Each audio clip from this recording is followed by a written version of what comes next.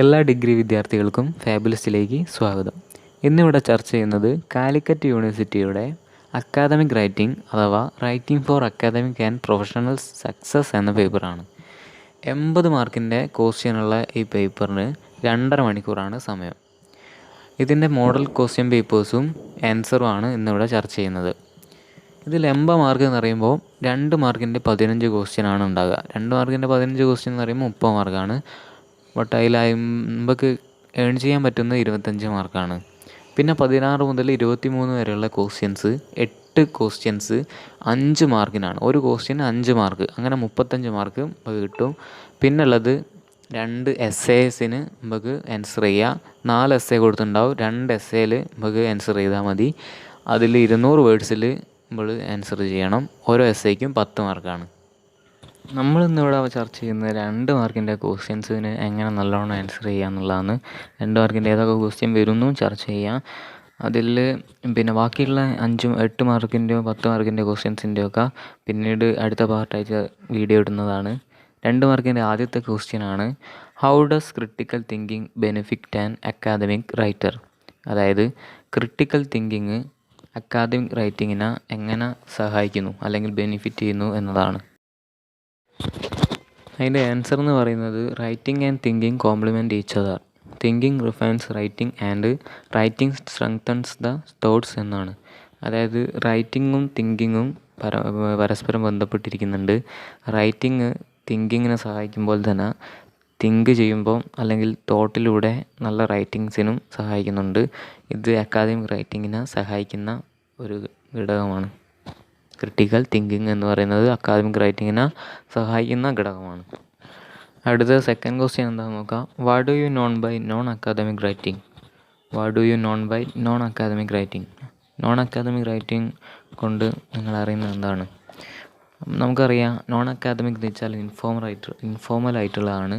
Informal എന്ന് വെച്ചാൽ formal അല്ലാതെ, അതായത് നമ്മൾ ഓഫീസോ അല്ലെങ്കിൽ അക്കാദമിക് പരമായിട്ടല്ലാണ്ട് ഒഫീഷ്യൽ അല്ലാണ്ട് നമ്മൾ സാധാരണ ജീവിതത്തിൽ ഉപയോഗിക്കുന്ന വാക്കുകളും റൈറ്റിങ്സൊക്കെയാണ്. അതിൽ ഇവിടെ ചോദിക്കുന്നത് എന്താണെന്ന് വെച്ചാൽ നിങ്ങൾ നോൺ അക്കാദമിക് റൈറ്റിങ്ങിനെ കൊണ്ട് ഉദ്ദേശിക്കുന്നത് എന്താണെന്നാണ്. അതൊരു it's a informal writing without any defined pattern using simple words and phrases found in informal conversation. ഇൻഫോർമലായിട്ടുള്ള കോൺവെർസേഷനിൽ ഒരു സിമ്പിളുള്ള വേർഡ്സും ഫ്രേസസും ഒക്കെ ഉപയോഗിച്ചുള്ള റൈറ്റിങ്സിനെയാണ് നോൺ അക്കാദമിക് റൈറ്റിംഗ് എന്ന് പറയുന്നത്. It may have any abrupt ending. അതായത് ഒരു കൺക്ലൂഷൻ ഒന്നും ഉണ്ടാവില്ല, പെട്ടെന്ന് സഡൻ എൻഡിങ് ആയിരിക്കും ഉണ്ടാകുക. ഇതാണ് എൻ്റെ ആൻസർ.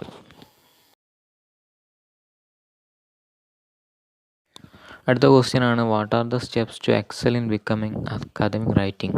അതായത് അക്കാദമിക് റൈറ്റിങ്ങിൽ നമുക്ക് ഇമ്പ്രൂവ് ആവണം അല്ലെങ്കിൽ എക്സൽ ആവണം ഉണ്ടെങ്കിൽ എന്തൊക്കെ സ്റ്റെപ്സ് നമ്മൾ ചെയ്യണമെന്നാണ് അടുത്ത ക്വസ്റ്റ്യൻ. അത് ആദ്യം നമ്മൾ തന്നെ വിചാരിക്കേണ്ടത് എന്താണെന്ന് വെച്ചാൽ നമുക്ക് എല്ലാം കഴിയും, അല്ലെങ്കിൽ ചുമ്മാ എല്ലാം അങ്ങ് എഴുതുക, അല്ലെങ്കിൽ എന്താ പറയുക, എല്ലാം ഒരു ആത്മവിശ്വാസം ഉണ്ടാക്കുക എന്നാണ് ഫസ്റ്റിലത്തെ സ്കിൽസ്. അത് ടെക്സ്റ്റ് ബുക്കിൽ പറയുന്നതാണ്.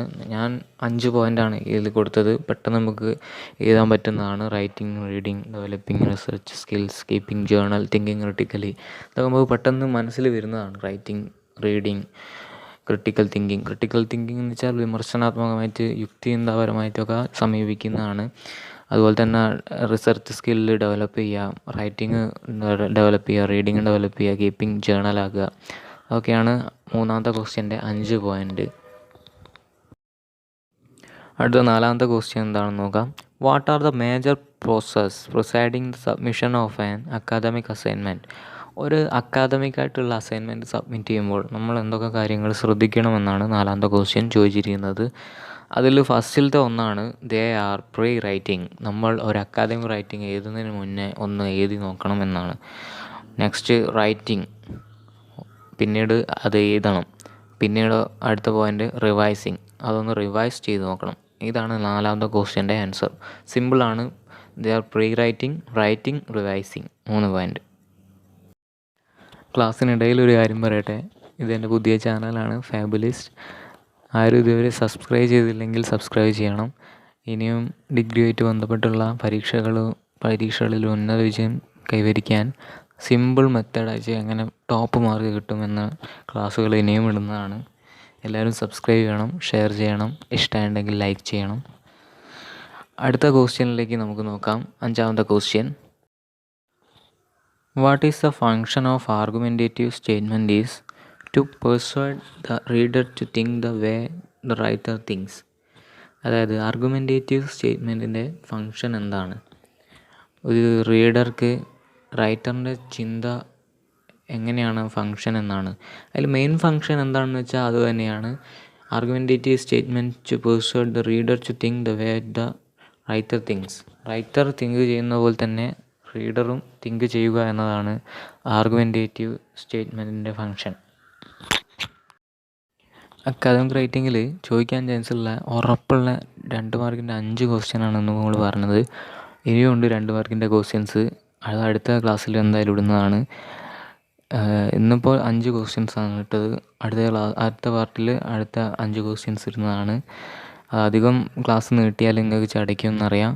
അതുകൊണ്ടാണ് മാക്സിമം എല്ലാവരിലേക്ക് ഇത് എത്തിച്ചു കൊടുക്കാൻ നോക്കുക. ഷെയർ ചെയ്യുക, ലൈക്ക് ചെയ്യുക, സബ്സ്ക്രൈബ് ചെയ്യുക.